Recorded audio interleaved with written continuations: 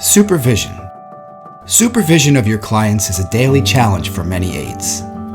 Because of the risk of injury and even death, it is a challenge that you, as an employee of a home care agency, must be prepared to face. Maintaining patient safety is not just a nursing task. Rather, the safety of the agency's clients is a responsibility of all employees, regardless of job title. In this course, you will learn the precautions and interventions to ensure the safety and well-being of each client through consistent supervision. Risk factors. Clients living with some form of dementia or traumatic brain injury may wander or even attempt to evade aide supervision.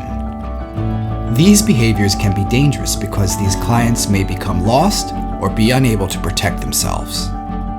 You are responsible for the safety of your client. Supervision starts when the shift begins. It is critical that you maintain visual contact with your clients.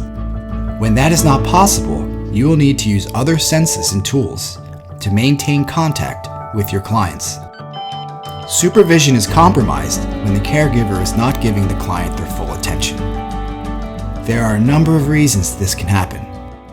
This includes loss of visual contact with the client, but can also happen while visual contact is maintained.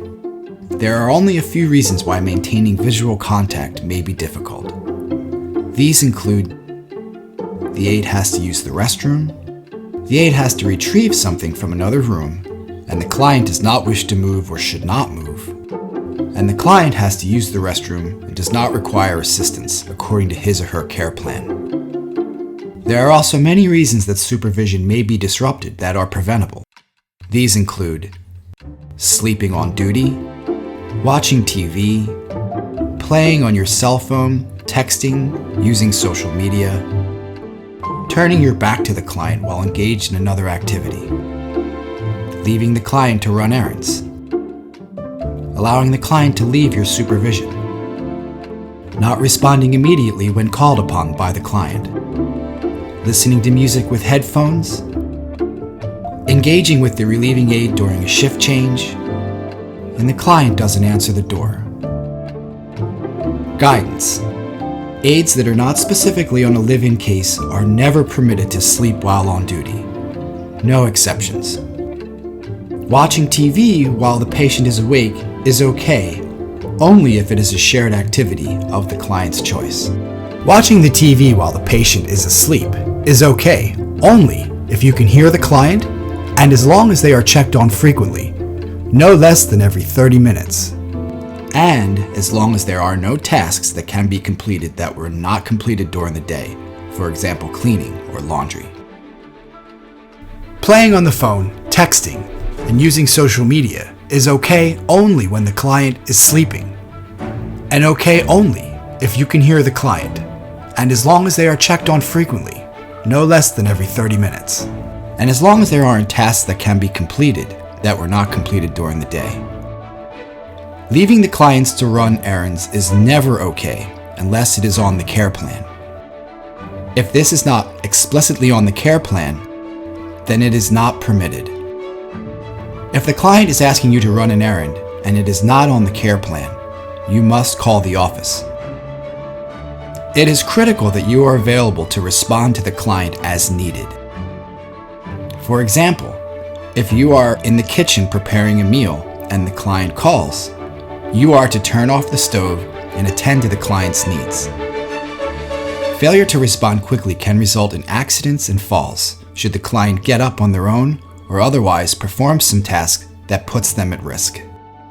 Should the client fall, 911 must be called. Then you are to call the agency. Allowing your client to leave your supervision is never okay. The agency is responsible for the client's well-being while you are on duty. If the client leaves your supervision, he or she may be at risk, and you are placing yourself and the agency at great risk. If your client asks you if they can leave or attempts to leave, you need to call the office immediately. The client should never go somewhere and ask you to stay in the house. If you do lose visual contact with your client and cannot locate them, you must call the branch immediately. doesn't matter what day of the week or hour of the day. You must call the main number at the branch and report the incident. You must then call 911 to report the incident. Under no circumstances are you to leave until instructed by the agency. If you arrive at the home and no one answers the door, you are to stay at the client's home and notify the agency. If the agency cannot locate the client, the police will be notified, and you will need to stay to assist with that process. Under no circumstances are you to leave until instructed by the agency. There is equipment available to assist in supervising your client. These include audio monitors. For clients who tend to get up on their own and put themselves at risk for falling, a monitor can be used to listen to a client who is in another room sleeping. Using this, you can hear the client call and you can hear them trying to get up. You are expected to respond to calls for assistance or movement as needed. Wheelchair seatbelts.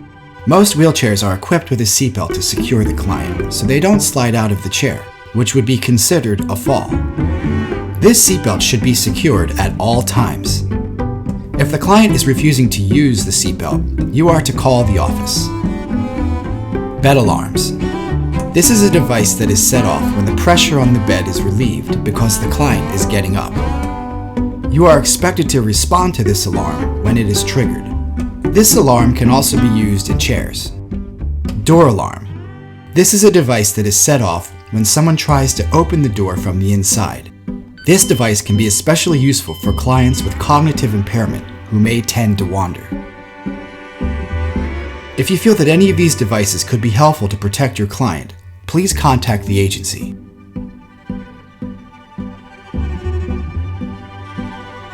Thank you for your time and attention.